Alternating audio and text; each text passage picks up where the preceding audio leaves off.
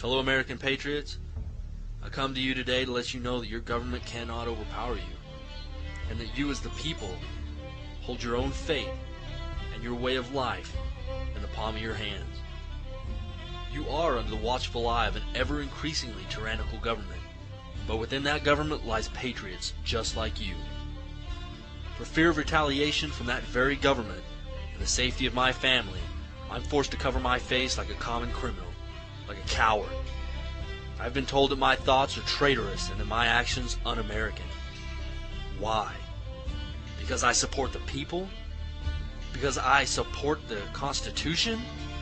I'm here today to say to those of you that are asleep that you are the traitor. You that stand idly by as our freedoms are slowly stripped from us are the un-American.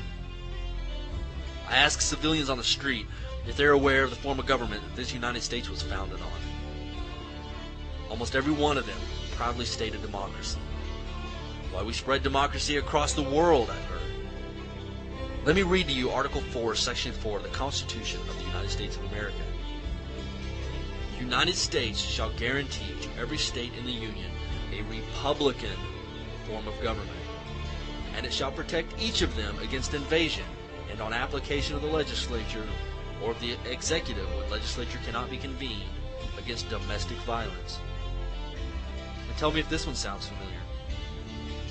I pledge allegiance to the flag of the United States of America and to the republic for which it stands, one nation, under God, indivisible, with liberty and justice for all. How did we get so far from our roots? And while I'm on pledges, many of you might have seen the YouTube video produced by Harpo Productions, where dozens of celebrities pledged to be a servant to our president and mankind. A servant to our president. Last time I checked, our president is a servant to the people. And I pledge no allegiance to any man. You know what I pledge? I pledge that I will support and defend the Constitution of the United States against all enemies, both foreign and domestic, and that I will bear true faith and allegiance to the same, so help me God. That's what I pledge. And that's the pledge that every U.S. service member makes. Yet it seems most of them don't even know what's in the Constitution. Second Amendment, written December 15, 1791. A well-regulated militia being necessary to the security of a free state, the right of the people to keep and bear arms shall not be infringed. Shall not be infringed. I consider any laws that affect my right to keep and bear arms as an infringement on that right. So you lawmakers out there, go ahead. Push past the Blair Holtz H.R. 45 bill. We will use every avenue of peaceful resolve that we have. But you push our backs against the wall, and we will push back. Next is the 10th Amendment. The powers not delegated to the United States by the Constitution or prohibited by it to the states are reserved to the states respectively or the people. So all these laws that the government passes, like you having to give your child shot known to cause autism before your child can attend public school, the restrictions of homeschooling, the banning of medicines that help people, gun control being referred to the committee right now as I speak, the suspension of habeas corpus, so many unconstitutional laws that 9 states have already declared sovereignty in the United States government, and it's expected that over 20 did.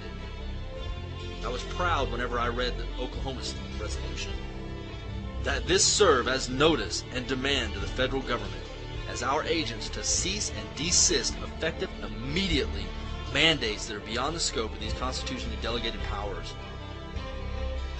That's passion, conviction, dedication of the Oklahoma residents. And they're not alone. We, the American patriots, are tired of standing idly by.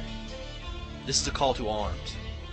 Support the sovereignty of your states. Reclaim your freedoms. Write your senators. Write your congressmen. Write your state representatives. For you American citizens that are asleep, there's something going on around you. And if you can't see it, it's only because you're so self-absorbed in your trinkets and your cell phones and your video games, your corporate jobs. There's a revolution brewing under the surface of your country and you don't even know it.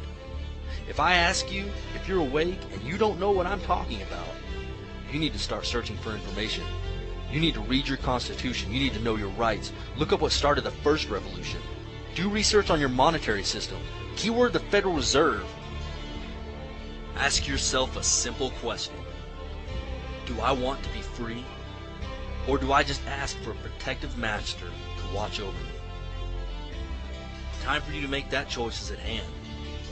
The enemies of the Constitution are not far away in some distant desert. They're found right here on our own soil. We have become complacent. We've allowed the tyrants to take over this country, and we have no one to blame but ourselves. The time is now. We must rise up together as one voice and resist while we still have the ability to resist. I know many of you are afraid of the government.